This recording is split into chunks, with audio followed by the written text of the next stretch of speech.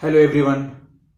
कल यूपीपीएससी में आयुष डिपार्टमेंट की पोस्ट्स आई हुई हैं 962, उसी के रिगार्डिंग नोटिफिकेशन है जिसके बारे में आपको एक छोटी सी जानकारी देने के लिए आया हूं। होपफुली इससे आप लोगों के कई डाउट्स जो मन में चल रहे हैं वो क्लियर हो जाएंगे और आज शाम तक मैं इसकी साइट का भी एक ओवरव्यू आप लोगों के लिए डालने की कोशिश करूंगा। तो सबसे पहले कुछ बेसिक जानकारी हम देख लेते हैं। आयुर्वेद के क्षेत्र में बहुत अच्छी एक खबर है यूपी वालों के लिए खास करके कि पोस्ट आई हुई है आयुष डिपार्टमेंट में।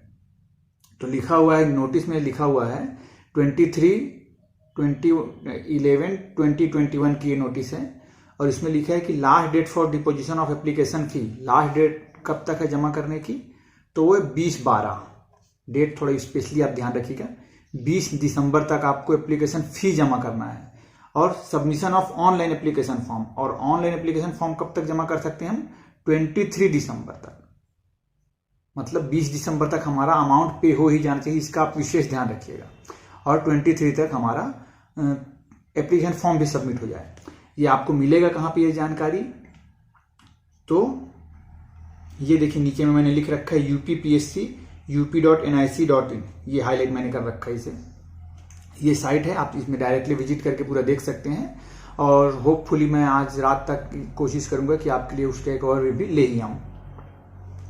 इसके अलावा एक चीज स्पेशल नोट में सबसे शुरू में लिखा हुआ है, देखिए मैंने इसको रेड कलर से हाईलाइट कर रखा है कि if the fee is deposited in bank after the last date prescribed for the fee deposition, मतलब कि 20 दिसंबर के बाद अगर फीस सबमिट होती है, the online application of the candidate will not be accepted. तो कैंडिडेट का एप्लीकेशन एक्सेप्टेबल नहीं रहेगा। आप बोल नहीं सकते कि मैंने जमा किया था फॉर्म। इसलिए डेट का विशेष ध्यान रखिए कि 20 दिसंबर तक फॉर्म जमा हो, मतलब पेमेंट तो हो ही जाना चाहिए और फी रिफंडेड नहीं होगी, ये भी बात है। फीस भी बहुत ही नॉमिनल चार्जेस हैं पीएससी की, देख लीजिए यहाँ पे मैंने ग्रीन कलर में पूरा हाईलाइट कर रखा है।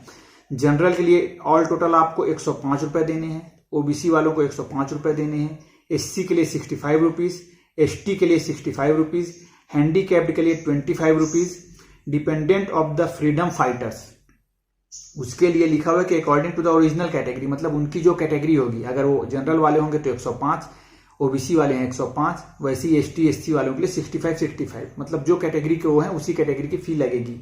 वैसे ही एक्स सर्विसमैन, मतलब जो आर्मी में जो रहते हैं उनके लिए भी लिखा हुआ है कि एग्जाम फी कितनी है? 65 रुपीज। और वुमेन्स के लिए according to the original category, तो उनकी भी जो कैटेगरी है वही फीस लगेगी। तो ये फीस स्ट्रक्चर हो गया, ज्यादा फीस नहीं है, मैक्सिमम 105 और मिनिमम 25 रुपीज है। और इस बात का विशेष ध्यान रखिएगा, जो 3 नंबर में एक पॉइंट लिख रखा है, मैंने इसे रेड से हाईलाइट कर दिया है आपके लिए। If the claims of the candidates given in their applications are not found true, they can be debarred from all the future examinations. इसको आप विशेष ध्यान रखिएगा कि फॉर्म भरने के पहले किसी भी प्रकार का कोई भी डाउट हो तो उसको आप अपने कंसर्न डिपार्टमेंट के टीचर से, सीनियर्स से, या फिर मैं हूं, मुझसे अगर आपको लगे कि मैं आपका प्रॉब्लम सॉर्ट आउट कर सकता हूं तो मुझसे पूछ लीजिए, पर कंफर्म करने के बाद ही आप फॉर्म फिलअप करिएगा। क्योंकि अगर कोई भी गलती पाई गई, गलती मीन्स फॉल्स अगर आपने जानकारी दी, तो वो फ्यूचर में भी आपके लिए प्रॉब्लमेटिक हो सकता है, तो इसका ध्यान रखिएगा। मॉडिफाई, मतलब अगर धोखे से अगर कुछ गलतियां हो गई तो उसको सुधारा जा सकता है, उसके लिए भी उन्होंने लिख रखा है 4th पॉइंट में कि क्या क्या, पर उसमें भी है कि क्या क्या चीजें नहीं सुधारी जा सकेंगी। Modified submitted application if a candidate comes to know about any error in the submitted application form except in the examination name and type of recruitment, registered mobile number, email ID, category, sub category and domicile, ये सबको आप दोबारा सुधार नहीं पाएंगे। बाकी सबको आप सुधार सकते हैं। अगर कोई नंबर में गलत हो गया है, कुछ और चीजें बदलनी है तो वो बदल सकते हैं, एक्सेप्ट दीज थिंग्स। तो इसका आप विशेष ध्यान रखिएगा। फिर भी लिखा है कि in case of error in these entries, अगर इनमें कुछ गलतियां हो जा रही हैं, लाइक आपके नाम में गलत लिख दिया आपने, रजिस्टर्ड मोबाइल नंबर में गलत हो गया है, ईमेल आईडी गलत आपने लिख बैठा है, कैटेगरी भी है, सब कैटेगरी में कुछ गलत जानकारी दे दी है, तो फिर आप मे सबमिट न्यू एप्लीकेशन फॉर्म, तो तुरंत आपको नए लॉगिन आईडी के साथ आप ये कर सकते हैं। ठीक, तो इसका विशेष ध्यान रखिएगा फॉर्म भरने के टाइम पे। फिर एक बेसिक जानकारी और मैं आपको बतला देता हूं, ये इधर मैंने लिख रखा है यूपी आयुष डिपार्टमेंट, ये भी हाईलाइट किया हुआ है मैंने। टोटल 962 पोस्ट हैं। 962 में ग्रुप बी का पोस्ट है, ये सबको पता है, गजेटेड ऑफिसर्स बनते हैं इससे। इसमें एससी कैटेगरी की 202 पोस्ट हैं, ओबीसी कैंडिडेट यूपी 259 पोस्ट्स हैं, एसटी कैंडिडेट्स की 19 पोस्ट्स हैं, जनरल कैटेगरी की 386 पोस्ट हैं, जनरल ईडब्ल्यूएस कोटा में 96 पोस्ट हैं। और जो कैटेगरी के सामने लिखा हुआ यूपी मतलब कि जो यूपी के डोमिसाइल वाले होंगे उनको ही इन रिजर्वेशन का बेनिफिट मिलेगा। ठीक है, चलिए आगे। और साथ में ये भी लिखा हुआ है कि ओरिजेंटल रिजर्वेशन है फॉर वुमेन्स कैंडिडेट, तो ये भी एक बेनिफिशियल है वुमेन्स के लिए। तो लिखा हुआ 192 पोस्ट हैं, 38 post are horizontal reserve for PH candidates, इसको ध्यान रखेंगे।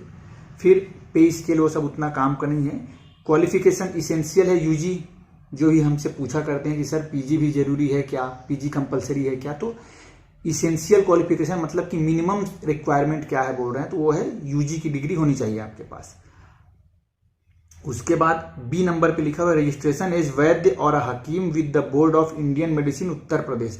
उत्तर प्रदेश में आपका रजिस्ट्रेशन होना चाहिए। और इस बात का भी थोड़ा ध्यान रखेंगे कि फॉर्म या नोटिफिकेशन आने के पहले का रजिस्ट्रेशन रहेगा तभी वो मान्य होगा, otherwise it can be problematic for you.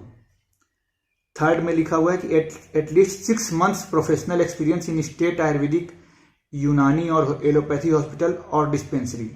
फिर प्रिफरेंशियल मतलब कि एक तो हो गई इसेंशियल क्वालिफिकेशन मतलब मिनिमम इतनी होनी ही चाहिए। अब लिखा हुआ है कि प्रिफरेंशियल मतलब कि इसमें आपको एक बेनिफिट एक्स्ट्रा मिल जाएगा, एडिशनल नंबर्स मिल जाएंगे, समझ लीजिए। प्रिफरेंशियल इसमें क्या लिखा हो, post graduate degree in Ayurveda और यूनानी, क्योंकि यूनानी का भी पोस्ट आया हुआ है उसके रिगार्डिंग लिखा है। तो मतलब पीजी अगर आपके पास है, जैसे हम आयुर्वेद वाले हैं, तो अगर पीजी है पीजी है आपके पास, तो उसमें आपको एक एडिशनल बेनिफिट मिल सकता है। पर इट डजेंट मीन कि उन्हीं का ही होगा, ये मैं यूजी वालों के लिए क्लियर कर देता हूं। ठीक, ऐसा नहीं है कि यूजी है तो नहीं ही होगा, पीजी है तभी होगा, पर एक प्रेफरेंस थोड़ा सा मिलेगा। फिर कुछ और लिखा हुआ है कि a candidate who has served in the territorial army for a minimum period of 2 years, इनको भी एडिशनल मिलेगा, प्रेफरेंस मिलेगा। और जिनके पास एनसीसी का बी सर्टिफिकेट होगा उसको भी प्रेफरेंस मिलेगा। एज 21 to 40 है तो सबको पता है, और जो भी जनरल रिलैक्सेशन हैं वो रहते ही हैं। इसका हम यही सब एक जनरल चीज का ध्यान रखना है।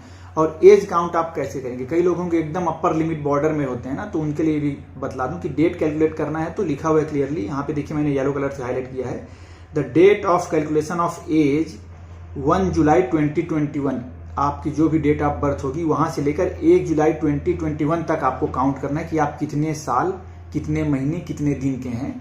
और अगर आप उसमें इस क्राइटेरिया में आ रहे, एज लिमिट क्या लिखी हुई है 21 से 40, तब आप भी उसमें दे सकते हैं। उसके बाद क्वेश्चन एग्जाम के रिगार्डिंग एक बात लिखी हुई है कि 1/3 माइनस मार्किंग रहेगा, इसका ध्यान रखना, वो तो बेसिक चीज है उसमें। Thank you very much, stay connected.